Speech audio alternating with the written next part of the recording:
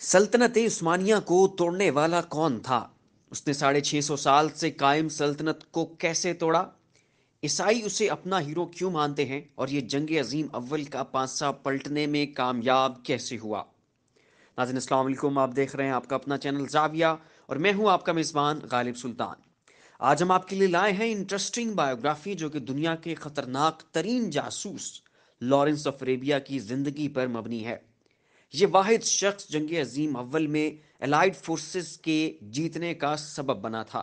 اس نے مسلمان کا روپ دھار کر انہیں آپس میں لڑوایا اور مسلمانوں کی عظیم سلطنت یعنی سلطنت عثمانیہ کو ٹکڑے ٹکڑے کر دیا۔ تو آئیے اس کی زندگی کے سبھی پہلوؤں کا احاطہ کرتے ہیں۔ یہ 1907 میں پیدا ہوا۔ اس کا پورا نام تھومس ایڈورڈ لارنس تھا۔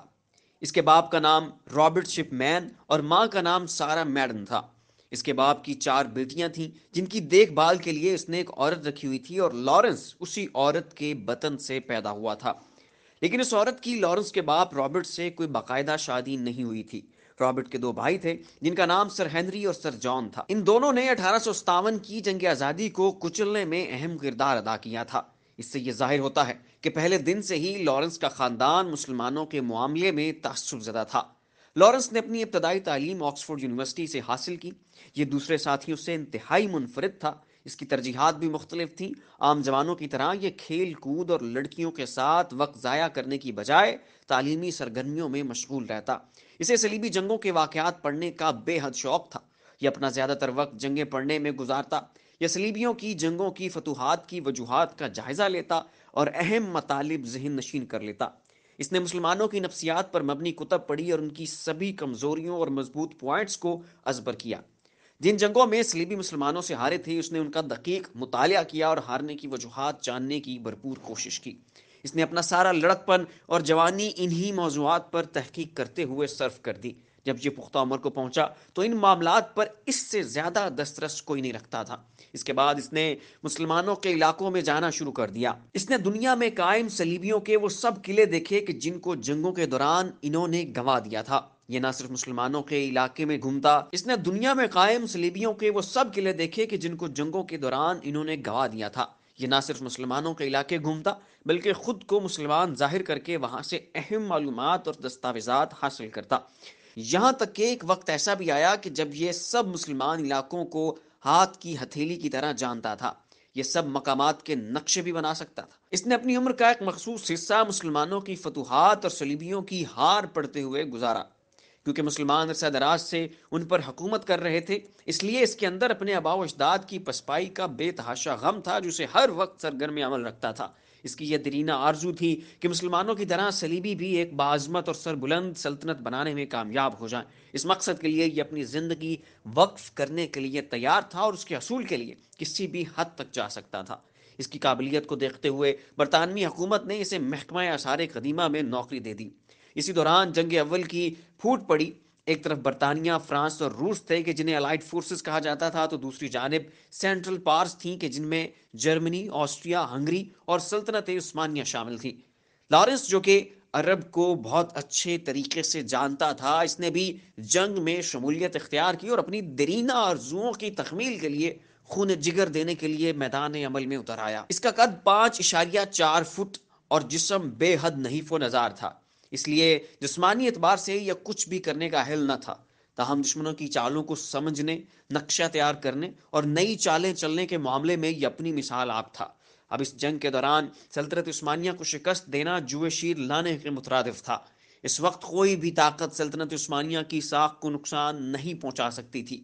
اس بات کا اندازہ آپ اس امر سے لگائیں کہ انگریزوں کا ایک فوجی دستہ مسلمانوں کے خلاف لڑنے کے لیے دریائے دجلہ کے کنارے پہنچا تو مسلمانوں کے بہادر سپوت خلیل پاشا نے ان سب کے ٹکڑے ٹکڑے کر دیا اور کوئی ایک بھی زندہ سلامت واپس نہ جا سکا۔ اب جنگ عظیم اول جاری تھی اور سینٹرل پارس کا پلڑا بھاری تھا کہ جس میں سلطنت عثمانیہ بھی شامل تھی۔ انگریز مسلمانوں کے جذبے جہاد سے واقف تھے۔ وہ یہ جانتے تھے کہ جب تک یہ متحد ہیں انہیں کسی صورت بھی نقصان نہیں پہنچایا جا سکتا۔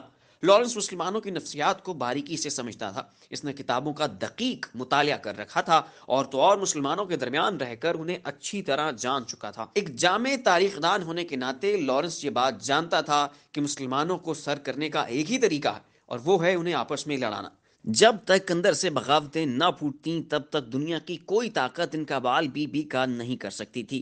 لارنس نے عرب کو ترکی کے خلاف کھڑا کرنا چاہا۔ اس وقت عرب سلطنت عثمانیہ کے زیر تسلط تھا۔ سلطان سلیم اول نے اسے فتح کر کے سلطنت عثمانیہ کا حصہ بنایا تھا۔ لارنس یہ چاہتا تھا کہ عثمانیوں کو مشرقی حدود تک محدود کر دیا جائے تاکہ یورپ کے معاملات پر صلیبیوں کی دسترس مضبوط ہو جائے۔ اس نے اپنا یہ منصوبہ برطانوی ارباب اختیار کے سامنے رکھا جو انہیں پسند آیا۔ اب لارنس نے عربوں کو عثمانیوں کے خلاف کھڑا کرنے کے لیے کچھ منصوبہ بندی کی اور عرب پہنچ گیا۔ اس نے وہاں جاتے ہی خود کو مسلمان ظاہر کیا۔ یہ عربی بولنا جانتا تھا۔ یہ دنیا کی کسی بھی زبان کو سیکھنے میں بے حد ماہر تھا۔ یہ 4 سے زائد زبانیں جانتا تھا اور اسے قرآن کی کچھ آیات نہ صرف حفظ تھیں بلکہ ان کی تفسیر بھی کر سکتا تھا۔ یہ عرب والوں کے پاس پہنچا۔ اس نے شریف مکہ حسین ابن علی سے ملاقات کی اور انہیں سلطنت عثمانیہ کے خلاف بغاوت کرنے کے فائدے گنوائے۔ اس نے انہیں سبز باغ دکھائے اور بتایا کہ اگر سلطنت عثمانیہ ٹوٹ جاتی ہے تو اس صورت میں عراق، شام، فلسطین وغیرہ کے علاقوں کو ملا کر ایک وسیع و عریض سلطنت بنے گی اور آپ اس کے امیر ہوں گے۔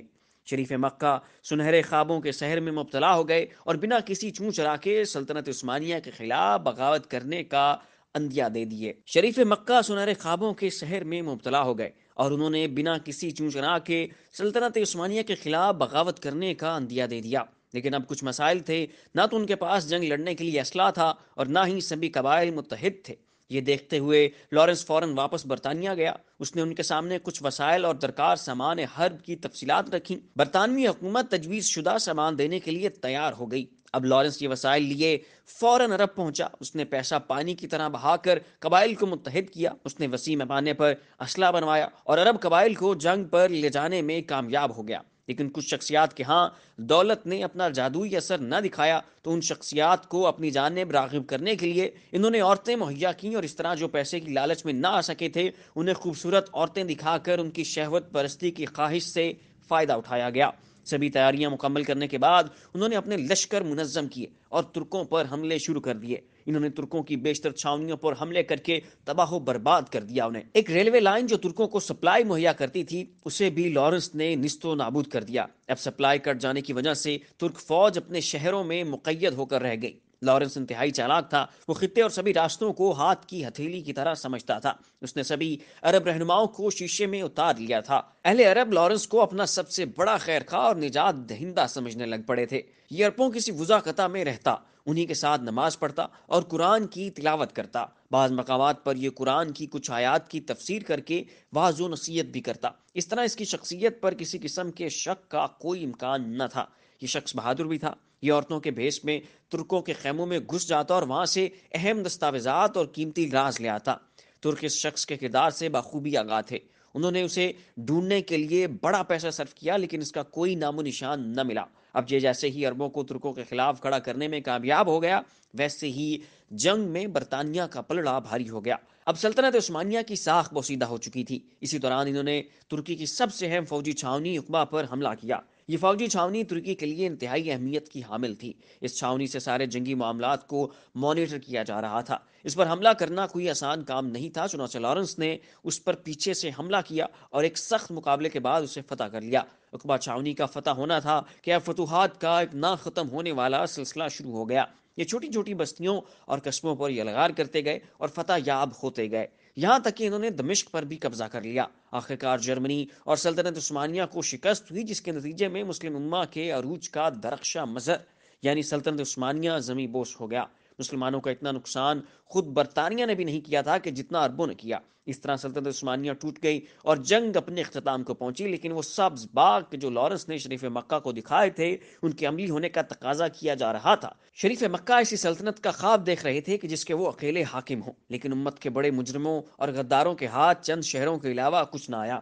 سلطنت عثمانیہ کے بیشتر حصوں پر روس اور برطانیہ قابض ہو گئے اور وہ علاقے جنہیں ہتھیانے کا خواب شریف مکہ نے دیکھا تھا وہ برطانیہ اور روس لے اڑے اور اس طرح یہ جنگ اپنے اختتام کو پہنچی۔ اس کے بعد یہ جاسوس لارنس تھومس بہت سے محاذوں پر جاتا رہا اور اپنی چالاکی اور مکاری سے مسلم امہ کی جڑیں کاٹتا رہا۔ اس نے اپنی ایک آٹو بایوگرافی بھی لکھی جس کا ٹائٹل 7 پلرز آف وزڈم ہے۔ 1962 میں لارنس کے اوپر لارنس آف عربیہ کے نام سے ایک فلم بنی۔ اس فلم نے آتے ہی باکس آفس پر تہلکہ مچا دیا تھا۔ آج بھی اس فلم کو ہالی ووڈ کا عظیم شاہکار قرار دیا جاتا ہے۔ بالآخر لارنس تھامس 5 مئی 1935 کو موٹر سائیکل چلاتے ہوئے ایک حادثے کا شکار ہوا اور مر گیا۔ تو ناظرین، یہ تھی لارنس آف اریبیا کی بایوگرافی جو کہ ہم نے آپ کے سامنے رکھی۔ اس کے حوالے سے آپ کے کیا تاثرات ہیں اس کا اظہار نیچے کامنٹ باکس میں ضرور کیجیے گا۔ فی الوقت کے لیے اتنا ہی۔ ایسی مزید انٹرسٹنگ ویڈیوز کے لیے دیکھتے رہیے ہمارا یوٹیوب چینل اور فیس بک پیج۔ اسی کے ساتھ اپنے میزبان غالب سلطان کو اجازت دیجیے، اپنا خیال رکھیے گا۔ اللہ حافظ۔